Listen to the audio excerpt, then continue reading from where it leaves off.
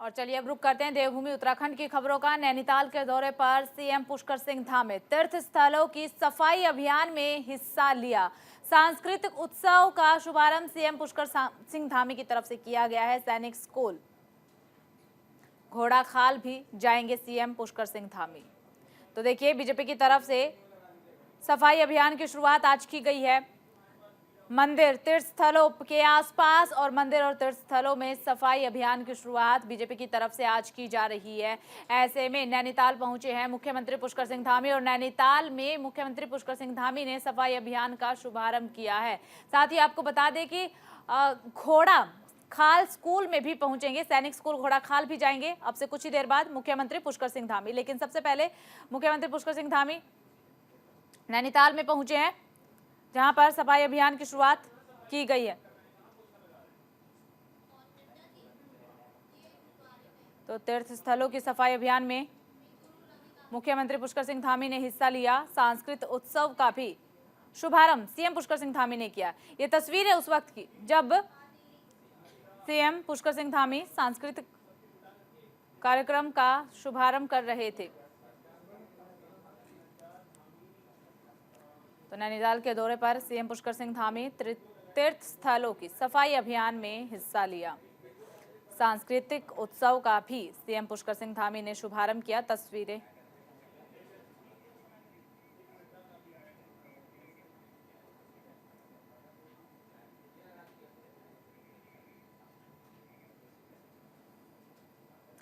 नैनीताल में आज से राज्यों में मंदिर और तीर्थ स्थानों पर शुरू होने वाले स्वच्छता अभियान पर उत्तराखंड के मुख्यमंत्री पुष्कर सिंह धामी ने कहा कि पूरे देश के अंदर स्वच्छता का पखवाड़ा दीपोत्सव राम भजन से पूरा वातावरण राममय हो गया है। बाबा नीम करोली धाम से हम आज सफाई अभियान की शुरुआत कर रहे हैं। राममय पूरा वातावरण इस समय हो गया है, तो इसकी शुरुआत हम लोग बाबा नीम करोली के स्थान से आज यहाँ से सफाई का पखवाड़ा प्रारंभ कर रहे हैं। पूरे प्रदेश के अंदर जितने भी हमारे धार्मिक स्थान हैं, जितने सार्वजनिक स्थान हैं, जितने मंदिर हैं, अन्य प्रांगण हैं, शहर है, सभी पर ये स्वच्छता का कार्यक्रम हम चलाएंगे और स्वच्छता को हमने इस वर्ष अपनी प्राथमिकता में लिया है।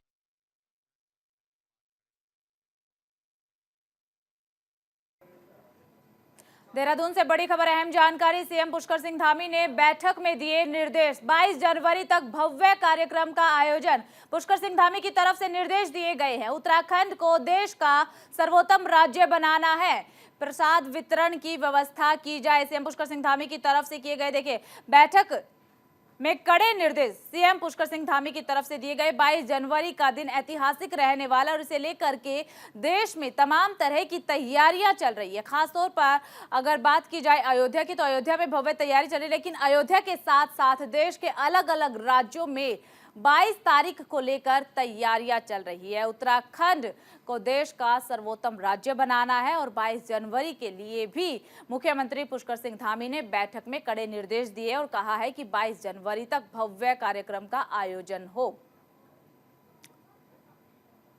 प्रसाद वितरण का व्यवस्था भी की जाए और किसी भी कार्य में कोई ढील ना बरती जाए। हरिद्वार में आज मकर संक्रांति का पावन पर्व मनाया जा रहा है। लोगों में खासा उत्साह देखने को मिल रहा है। आस्था की डुबकी लगाने के लिए लोग हरिद्वार पहुंच रहे हैं। 7 जोन 17 सेक्टर में बांटा गया मेला क्षेत्र। सुरक्षा का अगर जिक्र किया जाए तो सुरक्षा व्यवस्था भी पूरी तरीके से चाक चौबंद कर दी गई है। जगह जगह पर पुलिस बल तैनात है। सीसीटीवी से पूरे क्षेत्र की निगरानी हो रही है। तो देखिए, तस्वीरें भी हरिद्वार से आपको दिखा रहे हैं। आप देख सकते हैं कि भारी तादाद में श्रद्धालु पहुंचे हुए हैं गंगा में आस्था की डुबकी लगाने के लिए। ऐसे में श्रद्धालुओं की भीड़ को देखते हुए सीसीटीवी से पूरे क्षेत्र की निगरानी की जा रही है। चप्पे चप्पे पर पुलिस बल की मौजूदगी, ताकि किसी भी श्रद्धालु को कोई भी दिक्कत ना हो। लोग आस्था की डुबकी लगाने के लिए सुबह सवेरे ही गंगा घाट पहुंचे और ऐसे में 7 जोन 17 सेक्टर में बांटा है मेला क्षेत्र। मकर संक्रांति के स्नान को लेकर पुलिस ने सुरक्षा व्यवस्था पूरी तरह से चाक चौबंद की है। पूरे मेला क्षेत्र को 7 जोन और 17 सेक्टर में बांटा गया है। पुलिस बल को जगह जगह तैनात कर दिया गया है। इसके साथ ही सीसीटीवी से भी पूरे क्षेत्र की निगरानी की जा रही है ताकि किसी भी श्रद्धालु को कोई दिक्कत ना हो। देखिए, मकर संक्रांति का पावन पर्व है, ऐसे में लोग आस्था की डुबकी लगाने के लिए सुबह सवेरे पहुंचे हैं। गंगा स्नान का बेहद ही ज्यादा महत्व माना जाता है। सर्दी के मौसम में हरिद्वार के दक्षिण कलिपीठ मंदिर में भी विदेशियों का जमावड़ा लगा हुआ है। विदेशी साधक निरंजनी अखाड़े के आचार्य महामंडलेश्वर स्वामी कैलाशानंद गिरी ने दीक्षा लेने के लिए भी पहुंचे हैं। अमेरिका, रूस, जर्मनी, कनाडा जैसे देशों से 90 साधक का दल हरिद्वार में यज्ञ अनुष्ठान में शामिल होकर हिंदू सांस्कृतिक से जुड़ रहा है। स्वामी कैलाशानंद गिरी ने बताया कि विदेशी अनुयायी हिंदू पूजा से प्रभावित होकर के काली मंदिर पीठ से जुड़ रहे हैं।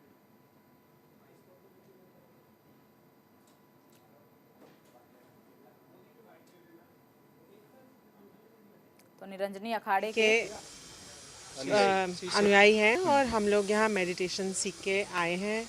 यहाँ हमारी आज दीक्षा सेरेमनी 2 दिन पहले थी। आज हम यज्ञ करने आए थे। हम सनातन में बहुत रुचि रखते हैं और दुनिया भर से यहाँ लोग आए हैं, ऑस्ट्रेलिया, यूके, यूएस, और ये सब वैदिक मेडिटेशन सीखते हैं और यहाँ पे गुरुजी से और सीखने आए हैं। और आज यज्ञ था। ये हम लोगों के लिए बहुत ऑनर की बात है, बहुत इज्जत की बात है कि हमें इसमें बैठना।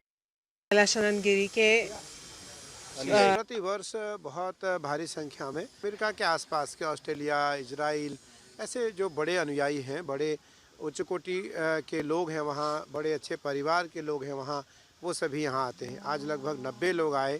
हमने 90 लोगों को यज्ञ कराया। इनको हमने सबसे पहले सुबह आध्यात्मिक दीक्षा दी, उसके बाद इनका भी यज्ञ हुआ। यज्ञ के बाद इनको हमने प्रसाद दिया।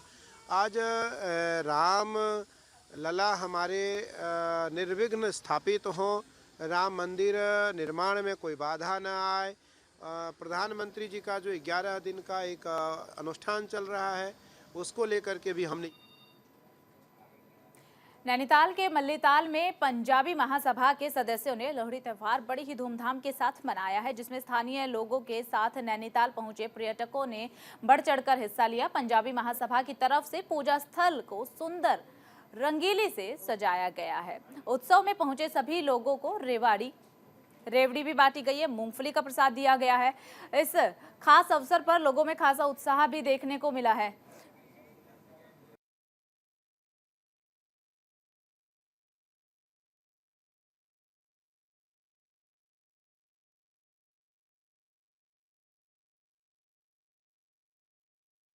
स्थल में प्रसाद चढ़ा करके पूजा की है। आपको बता दें कि 13 जनवरी को गेहूं की फसल की कटाई के उपलक्ष्य में मनाया जाता है और मान्यता ये भी है कि सर्दी के मौसम को शुभ विदाई देने के साथ ही सभी के मंगलमय जीवन की कामना भी की जाती है। तो पावन पर्व मनाया गया बड़ी ही धूमधाम के साथ, हर्षोल्लास के साथ ये पावन पर्व मनाया गया है।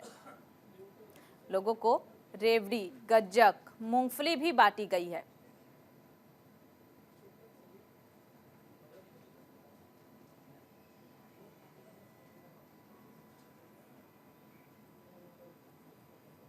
मसूरी में आस फाउंडेशन की तरफ से आसपास के क्षेत्रों में बढ़ती ठंड को देखते हुए गरीब और असहाय लोगों को कंबल बांटे गए हैं। साथ ही निःशुल्क स्वास्थ्य प्रशिक्षण का भी आयोजन किया गया है, जिसमें डॉक्टर्स ने वहां मौजूद लोगों का स्वास्थ्य प्रशिक्षण का निःशुल्क दवाइयों का वितरण किया है। तो देखिए, लगातार ठंड बढ़ रही है, ऐसे में असहाय गरीब लोगों को कंबल बांटे गए हैं। साथ ही उनका स्वास्थ्य चेकअप भी किया गया, निःशुल्क दवाइयां भी उन्हें दी गई है ताकि लोगों को कोई भी दिक्कत ना हो, क्योंकि ठंड का कहर लगातार बढ़ता जा रहा है और बढ़ती ठंड की वजह से लोग बीमार भी पड़ रहे हैं।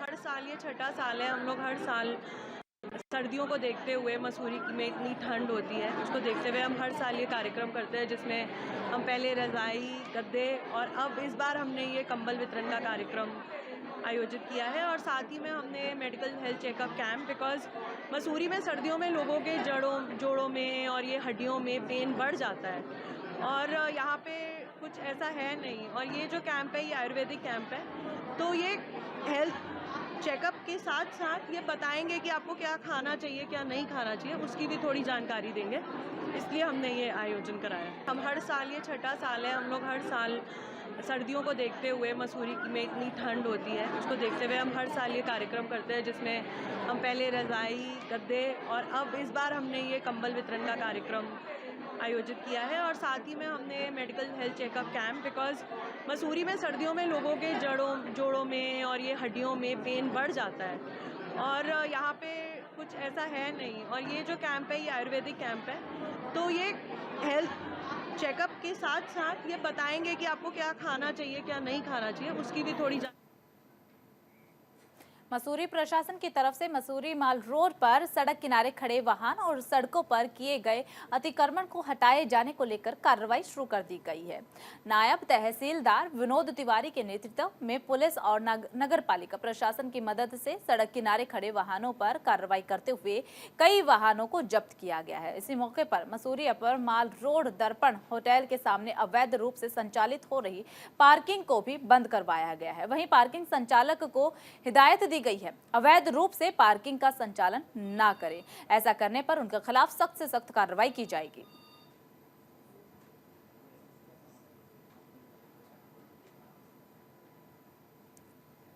आज उनके आदेशानुसार हमने ये सारे कार्रवाई कर रहे हैं। पूरे माल रोड पर स्कूटर वगैरह जो भी लोग खड़े करते हैं उन्हें सख्त हिदायत दी जा रही है कि आप लोग यहाँ स्कूटर खड़ा ना करें। और जिन लोगों ने बार बार खड़े किए हैं तो उनके हमने स्कूटर उठा के कुछ थाने में पहुँचा दिए हैं।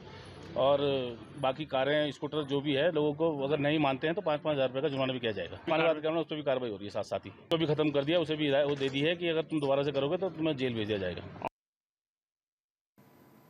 चलिए खबरों में आगे बढ़ते हैं और जिक्र अल्मोड़ा का कर लेते हैं। अल्मोड़ा जिले के मोहन स्थित केंद्र सरकार की आयुर्वेदिक दवा फैक्ट्री IMPCL का विनिवेश रद्द करने और ठेका मजदूरों के PF बकाया 1.12 करोड़ रुपए का भुगतान करने की मांग का धरना प्रदर्शन किया गया। मांग को लेकर के धरना प्रदर्शन किया गया है। सभी भूख प्यासे कारखाना गेट पर बैठे हुए हैं। वहीं कारखाना निदेशक मुकेश कुमार कारखाने में मजदूरों की समस्या सुनने के बजाय वहां मौजूद नहीं रहे। 2011-12 से ये तमाम मजदूर कल्याण समिति के लोग यहाँ पर लगातार धरना प्रदर्शन कर रहे हैं। इनका 1 करोड़ 12 लाख का जो PF का पैसा है वो लगातार उस PF के पैसे के कंपनी वाले कह रहे हैं हमने 2 बार दे दिया है, लेकिन वो आज तक पैसा नहीं मिला है। दूसरा जो इस कंपनी का विनिवेश है उसको रद्द करने की मांग है। तीसरा यहाँ के श्रमिकों को स्थायी नौकरी की हम बात कर रहे हैं। तमाम इन 3 बिंदुओं को लेकर यहाँ पर धरना प्रदर्शन जारी है। लेकिन जिस तरीके से यहाँ के MD भाग रहे हैं इससे स्पष्ट है कि इनका जो 1 करोड़ 12 लाख का PF है कहीं इन्होंने अपने मजदूरों के खाते में डाल करके उस पैसे को कहीं वसूल ना कर लिया कि वो, क्योंकि लगातार जिस तरीके से ये भाग रहे हैं और अपना पैसा के लिए हम लोग यहाँ पे लड़ाई। तो 3 सूत्रीय मांगे हैं। एक तो हमारा जो है इसका विनिवेश रद्द किया जाना चाहिए, और दूसरा हमारा यह है कि जो ठेका श्रमिक है उनको स्थायी रोजगार यहाँ पे मिलना चाहिए और सम्मानजनक रोजगार। और तीसरी हमारी मांग यह है कि जो हमारा IMPC का ठेका मजदूर कल्याण समिति का जो 1 करोड़ 12 लाख 57 हज़ार रुपये है वो हमें मिलना चाहिए। और अभी देखिए वार्ता होती है, और नहीं तो MD साहब तो सवेरे ही भाग चुके हैं आज, और नहीं तो हम अगली बार ये करेंगे कि MD का हम घेराव करेंगे और चाहे हम MD ऑफिस जाना पड़े। खबर रुड़की से है, जहां आकाश की हत्या में शामिल अपराधियों को पकड़ने के लिए कैंडल मार्च निकाला गया है। इस दौरान सैकड़ों लोगों ने मार्च में हिस्सा लिया है। आपको बता दें कि बीते 9 जनवरी को 3 युवकों ने पूर्वी अंबर तालाब निवासी आकाश की बाल्टी से पीट करके हत्या कर दी थी। इसके बाद पुलिस ने अभिषेक नाम के एक आरोपी को गिरफ्तार कर जेल भेज दिया था। आकाश, उसे इतना मारा गया कि हॉस्पिटल में उपचार के दौरान उसकी मौत हो गई। प्रशासन के द्वारा एक व्यक्ति को पकड़कर जेल भेजा गया है। आज यहाँ हम शताब्दी द्वार पर भाई आकाश की आत्म शांति के लिए हम लोगों ने उन्हें श्रद्धांजलि देने के लिए कैंडल मार्च निकाला है। मैं परिवार के लोगों को यही कहना चाहता हूँ, समाज की ओर से आश्वासन देना चाहता हूँ कि पूरा समाज आपके साथ खड़ा है, समाज का प्रत्येक वर्ग आपके साथ खड़ा है। और जब तक आकाश के हत्यारों को हम जेल ना भिजवा दें, जब तक उन लोगों को हम फांसी के फंदे पर ना लटकवा दें, तब तक हम चैन से बैठने वाले नहीं। निकाला जा रहा है कि हमारा बेटा आकाश था, उसकी शांति के लिए और इंसाफ के लिए इंसाफ चाहिए। साहब उसको मार दिया वहाँ पर, आईटी में दुकान करता था वो अंडे की, वो बेमतलब मारा गया वहाँ पर। अच्छा, किसी को इसमें कोई वहाँ पर लगाता था बीच बिचाओ। इंसाफ चाहते हैं जी, या तो हमें औलाद ला के दे दे और ये इंसाफ हमें मिलना चाहिए। मारने के लिए तो 3 कई थे कि एक ही पकड़ा गया उसमें से। अभी तक एक पकड़ा गया। चलिए खबरों में आगे बढ़ते हैं। कुली बेगार आंदोलन की 103वीं जयंती पर अल्मोड़ा में स्वतंत्रता सेनानी सम्मान यात्रा निकाली गई। यात्रा में शामिल लोगों ने हाथों में तिरंगा थामे भारत माता की जयकारे लगाए।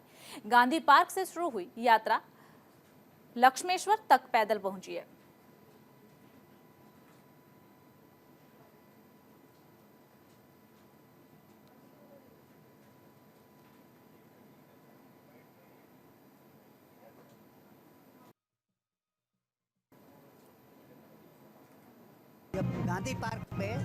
गांधी पार्क से ये यात्रा जो है लक्ष्मेश्वर तक जाएगी। लक्ष्मेश्वर से ये सीधा बागेश्वर जाएंगे। बागेश्वर से कल को बागेश्वर में ही एक बेरोजगार बेगार प्रथा के विरोध में 103 साल आज हो गए हैं, उसके सिलसिले में ये चल रही है यात्रा। और आगे वहाँ से फिर इसका समापन भी हो जाएगा। उत्तराखंड के बागेश्वर में एकता मंच के बैनर तले सरयू बगड़ में स्टॉल लगा करके लोगों ने जागरूक किया गया है। और देखिए, एकता मंच के सदस्यों का कहना यह है कि उत्तराखंड में कुमाऊं और गढ़वाल क्षेत्र के समाज को छोड़कर के सभी को आरक्षण मिला हुआ है। संविधान की 5वीं अनुसूची उत्तराखंड के पर्वतीय जिलों में लागू हो। इन मांगों को लेकर के आज सरयू बगड़ में संकल्प लिया जाएगा।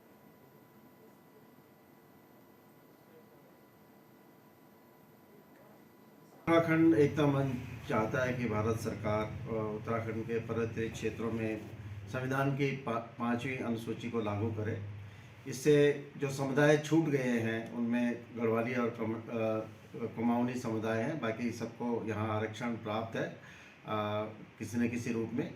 तो हम इसकी मांग कर रहे हैं और हम भारत सरकार से आग्रह करते हैं कि हमारी मांग पर वो गौर करे। इससे बहुत सारी समस्याएं हल होंगी, जैसे जल जंगल ज़मीन पर हमारे अधिकार और पुष्ट होंगे, हमें रोजगार की समस्या का समाधान। और फिलहाल इस बुलेटिन में सिर्फ इतना ही। बाकी खबरों के लिए बने रहिए न्यूज़ इंडिया के साथ।